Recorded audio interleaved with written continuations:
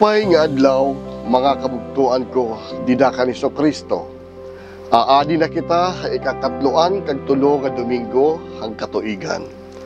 Ako Rinaldo Biboy Makabidang, usa nga lay minister han Archdiocesan Shrine of Santo Niño, para hanya na ha gospel power hawaray-waray. Naghuruhimang raw inpirahan mga tinunan. Hiunong han pagkatahom han templo nga rinayan-dayanan hinhamili nga mga bato, nganhan mga halad ngadto han Dios. Nagsiring Jesus, mahitungod hiningatanan nga mga butang nga iyo nakikita, maabot in panahon nga waray ngani bisan usa nga bato, dinhi nga mabibilin, didhan iya hinmumutangan. Titimpagon iningatanan. Nagpakianahira, magturot do, san uman ini may nanabo, ngan anuman ang mga tigaman, nga magpapasabot haamon, nga maabot na ang panahon, nga iningatanan matutuman. Nagsiring si Jesus, pagbantay, ngan ayaw kamo palimbong, kay damo in maabot, ngan masiring haakon ngaran, amo ako hi Kristo, ngan inabot na ang panahon, kundi ayaw kamo pagsunod haira, ayaw kahadlok, kun bumati kamo hin mga aragway, ngan mga kasamukan, kinahanglan mahinabuanay insugad nga mga butang, kundi diribuot sidngon, nga harani na ang katapusan. Nagpadayon hiyahin pagsaring, mag-uuro araway ang mga nasod, ngan magigi pasulong-sulong ang mga ginhadian, magkakaada magpakalilisang nga mga linog, mga kagutom, ngan mga peste, ha magkalain-lain nga mga dapit, magkakaada magpakaharadlok nga mga butang, ngan dagko nga mga orasahon ha kalangitan. Kundi diri pa nananabo iningatanan, pagdadakpon ng pagpapakorian kamo. Igtutubyan kamo ngadto han mga sinagoga, ng pagpiprisohon kamo. Pagdadadon kamo ha atubangan hin mga hadi, ngan mga punuan tungod haakon. Iyo inihigayon hin pagpasangyaw han maupay nga sumat. Padigo na nga daan ang iyo mga hunahuna, basi diri kamo mabaraka, kunuunan ho niyo hin pagpanalipod han iyo kalugaringon.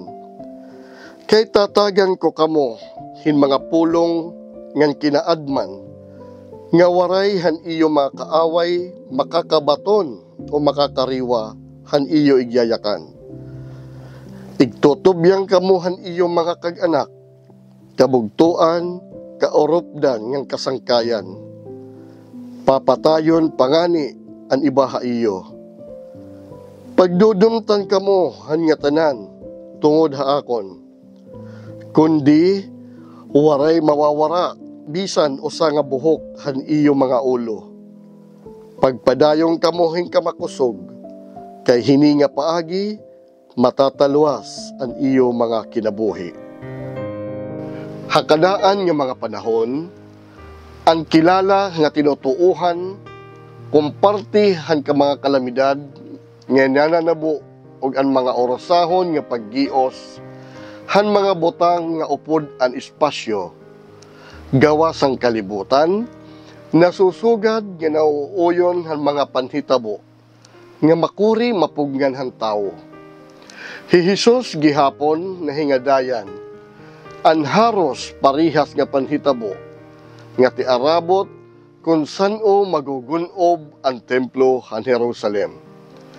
Para haaton nga anhi, ha ika-21 nga siglo, may ada gihapon nakakabantad nga mga panhitabo, nga diri bag-o o himpagkaparihas, mga gerilya, katgutom, og ang mga linog, diin hinanabo hausa nga parte han kalibutan ug an iba nga dapit. Sanglit, kung kita iging kakahibalag, diri na kita napapausa og natataranta tungod han sobra nga kahadlok haatubangan nga mga panhitabo. Ang kapaligroso nga diin kita maaram na, danay kita naturos han atom pagkamabantayon, ngan andam, og danay pa kita nangangalimot, nga nakikigunot kita hinduha nga kalibutan. Anya na nga kalibutan nga pwede mawara, og ang ginhadian han Dios nga waray pagkatapos.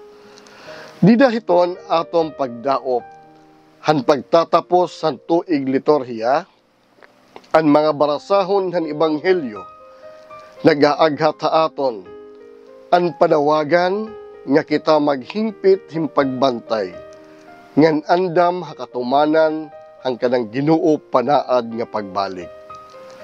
Maaram kita nga may tatabo, maski diri kita maaram, kung saan-o magiging andam, permi nga mga oras o panahon.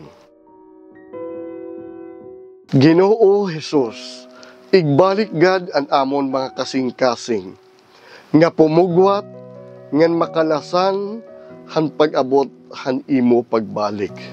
Amen.